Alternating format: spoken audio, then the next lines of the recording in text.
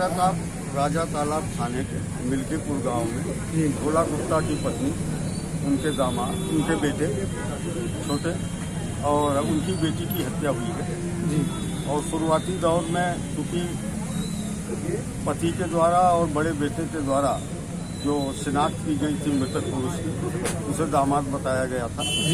लेकिन बाद में फील्ड यूनिट की मदद से जब खून आग साफ करके चेहरे को देखा गया तो मृतक जो है इनका छोटा बेटा है।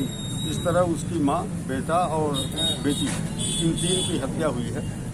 इसमें जो अब तक की जानकारी है उसके हिसाब से घटना का संदिग्ध दामाद है।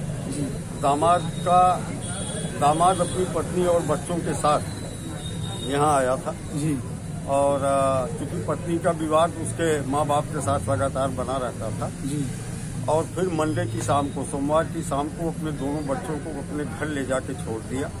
तभी से लगातार घर से गायब था। घर वाले भी तलाश कर रहे थे और जो हमारा इलेक्ट्रॉनिक सर्विलांस के माध्यम से जानकारी मिली है, बीती रात लगभग 11 साढ़े 11 बजे के आसपास यहाँ से 7-8 किलोमीटर दूरी पे उसने अपने मोबाइल को स्विच ऑफ किया। प्रथम दृष्टया सर क्या लग रहा है देखने में?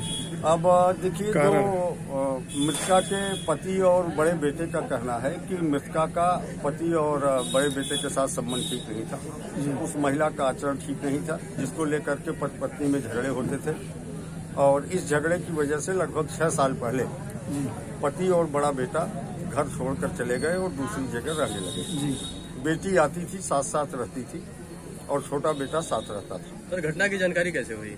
ये स्थान जब लोगों को दिखाई नहीं पड़े तो किसी ने देखा होगा और पुलिस को सूचना दी। फिर पुलिस ने मृतका के पति को बुलवाया, बेटे को बुलवाया। तो उन्होंने शव को देख करके जो पुरुष शव था उसको अपने दामाद के रूप में चिन्हित किया। लेकिन बाद में मालूम चला कि दरवाजा बंद था दोनों तरफ से, तो फिर कैसे मालूम चला? नहीं, दरवाजा अंदर से बंद था और झांक करके नहीं, पुलिस को स्थानीय किसी व्यक्ति के द्वारा सूचना दी गई थी दरवाजा अंदर से बंद है, खुल नहीं रहा। कारण क्या लग रहा है अब तक? देखिए, जो मेरी समझ में प्रकरण अब तक आया है, हत्या संभवतः पति जो दामाद है उसके द्वारा की गई है।